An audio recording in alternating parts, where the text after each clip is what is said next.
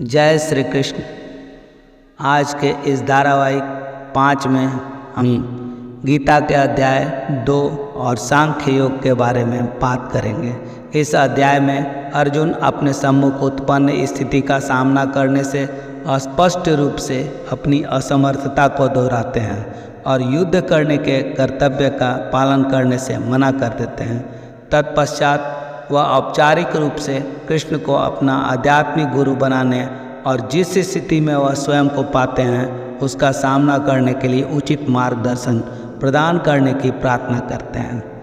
परम प्रभु उससे कहते हैं कि आत्मा जो शरीर के नष्ट होने पर भी नहीं मरती है, कि अमरत्व की शिक्षा देकर दिव्य ज्ञान प्रदान करते हैं। आत्मा एक जन से दूसरे जन में उसी प्रकार से परिवर्तित करती है जिस प्रकार से मनुष्य पुराने वस्त्र को त्याग कर नए वस्त्र को धारण करते हैं। इसके पश्चात श्री कृष्ण सामाजिक दायित्व के विषय की ओर भी आगे बढ़ते हैं। वे अर्जुन को स्मरण कराते हैं कि धर्म की मर्यादा हेतु योद्धा के रूप में युद्ध लड़ना उनका कर्तव्य है।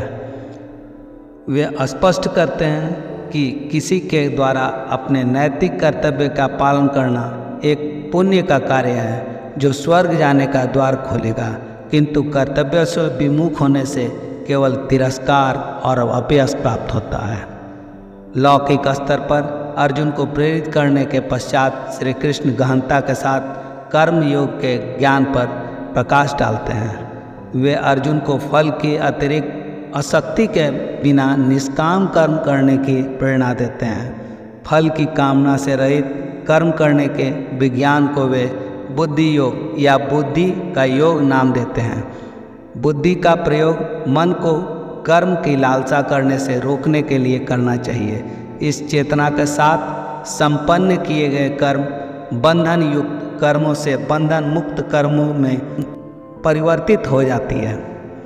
अर्जुन दिव्य चेतना में स्थित मनुष्य के लक्षण के संबंध में जानना चाहते हैं। श्री कृष्ण उनसे कहते हैं कि जिस प्रकार से दिव्य चेतना में स्थित होकर मनुष्य आसक्ति, भय और क्रोध से मुक्त हो जाता है और सभी परिस्थितियों में उसकी इंद्रियां उसके वश में हो जाती हैं और उसका सब मन सदा के लिए भगवान के भक्ति में तल्लीन हो जाता है। अब वे क्रमानुसार स्पष्ट करते हैं कि किस प्रकार से मानसिक संताप, काम, वासना और लोभ विकसित होता है और किस प्रकार से इनका उन्मूलन किया जा सकता है। संजय ने कहा, करुणा से अभिभूत मन से शोकाकुल और अश्रुओं से भरे नेत्रों वाले अर्जुन को देखकर श्री कृष्ण ने कहा, मेरे प्रिय अर्जुन, इस संकट की घड़ी में तुम्हारे भीतर यह विमोह कैसे उत्पन्न हुआ? यह सम्माननीय लोगों के लिए अनुकूल नहीं, इससे उच्च लोकों की प्राप्ति नहीं हो सकती, अपितु अपयश प्राप्त होता है। हे पार्थ, अपने भीतर इस प्रकार की नपुंसकता का भाव लाना तुम्हें शोभा नहीं देता है। हे शत्रु विजेता, हृदय के तुच्छ दुर्बलता का त्याग करो और युद्ध के लिए तैयार हो जाओ। अर्जुन ने कहा, हे मधुसूदन, हे शत्रु का दमन करता, मैं युद्ध भूमि में कैसे भीष्म, द्रोणाचार्य जैसे महापुरुषों पर बाण चला सकता हूँ जो मेरे लिए परम पूजनीय हैं। ऐसे आदरणीय महापुरुष जो मेरे गुरुजन हैं को मारकर दुखपूर्वक जीवन व्यतीत करने की अपेक्षा तो भीख मांगकर इस संसार में जीवन निर्वाह करना अधिक श्रेयस्कर है। यदि हम उन्हें मारते हैं तो उसके परिणाम स्वरूप हम जिस संपत्ति और सुखों का भोग करेंगे वे रक्त रंजित होंगे। हम यह भी नहीं जानते कि इस युद्ध का परिणाम हमारे लिए किस प्रकार से श्रेयस्कर होगा। उस पर विजय पाकर या उनसे पराजित होकर, यद्यपि उन्होंने धृतराष्ट्र का पक्ष लिया और अब वे युद्ध भूमि में हमारे सम्मुख खड़े हैं, तथापि उनको मारकर हमारी जीवित रहने की कोई इच्छा नहीं होगी। मैं किंग कर्तव्य विमूढ़ हो गया हूँ और गहन चिंतन में डूबकर कायरता दिखा रहा हूँ। मैं आपका शिष्य हूँ और आपके शरणागत हूँ। कृपया मुझे निश्चय ही यह उपदेश दें कि मेरा हित किसमें है, कैसे मेरा हित हो सकता है। मुझे ऐसा कोई उपाय नहीं सूझता जो मेरी इंद्रियों को सुखाने वाले इस शोक को दूर कर सके।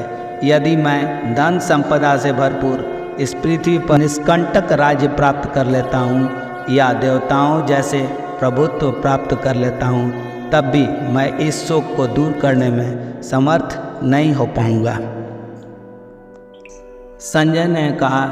ऐसा कहने के पश्चात गुड़ा के शत्रुओं का दमन करने वाला अर्जुन ऋषिकेश कृष्ण से बोला, हे गोविंद, मैं युद्ध नहीं करूँगा, और शांत हो गया।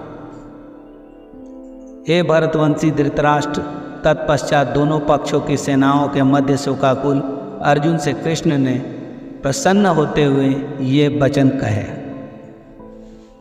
परम भगवान ने कहा, तुम विद्वतापूर्ण वचन कहकर भी उनके लिए शोक कर रहे हो जो शोक के पात्र नहीं है।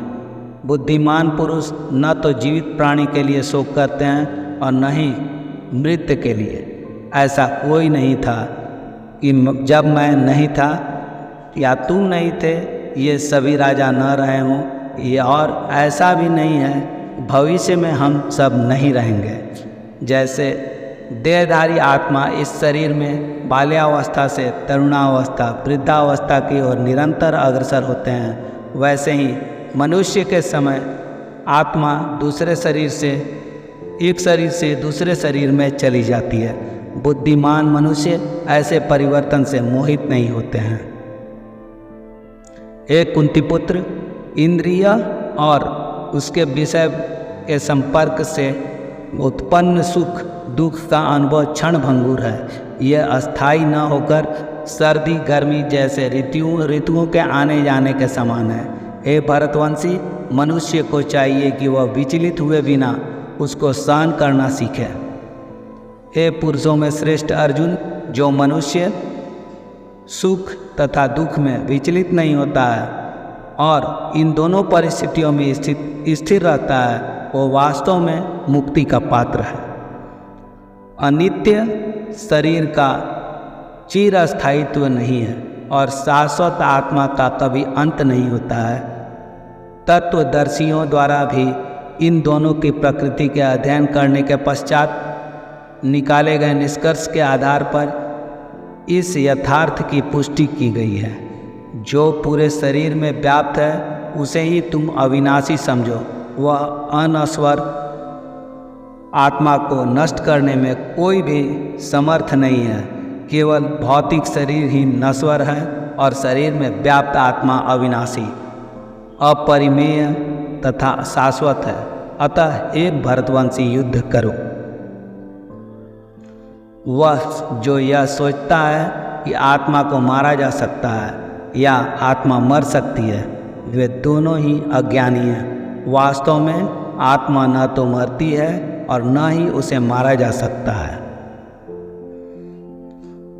आत्मा का न तो कभी जन्म होता है न ही मृत्यु होती है, और न ही आत्मा किसी काल में जन्म लेती है और न ही कभी मृत्यु को प्राप्त होती है। आत्मा अजन्मा है, शाश्वत, अविनाशी और चिर नूतन है। शरीर का विनाश होने पर ही इसका विनाश नहीं होता है। हे पार्थ, वह जो यह जानता है कि आत्मा अविनाशी, शाश्वत, अजन्मा और अपरिवर्तनीय है, वह किसी को कैसे मार सकता है या किसी की मृत्यु का कारण कैसे हो सकता है। जिस प्रकार से मनुष्य अपने फटे पुराने वस्त्रों को त्याग कर नए वस्त्र धारण करता है, उसी प्रकार मृत्यु होने पर आत्मा पुराने तथा व्यर्थ शरीर को त्याग कर नया शरीर धारण करती है। किसी भी शस्त्र द्वारा आत्मा के टुकड़े नहीं किए जा सकते हैं, न ही अग्नि में आत्मा को जलाया जा सकता है, न ही जल में इसे गीला किया जा सकता है या डुबाया जा सकता है, और न ही वायु इसे सुखा सकती है। आत्मा अखंडित और अज्वलनशील है। इसे न तो गीला किया जा सकता है और न ही सुखाया जा सकता है। यह आत्मा शाश्वत और सर्वव्यापी, अपरिवर्तनीय, अचल और अनादि है। तो अगले वीडियो में हम लोग बात करेंगे भागवत गीता अध्याय 2 श्लोक 25 से लेकर श्लोक 48 तक के बारे में। तब तक के लिए जय श्री कृष्ण।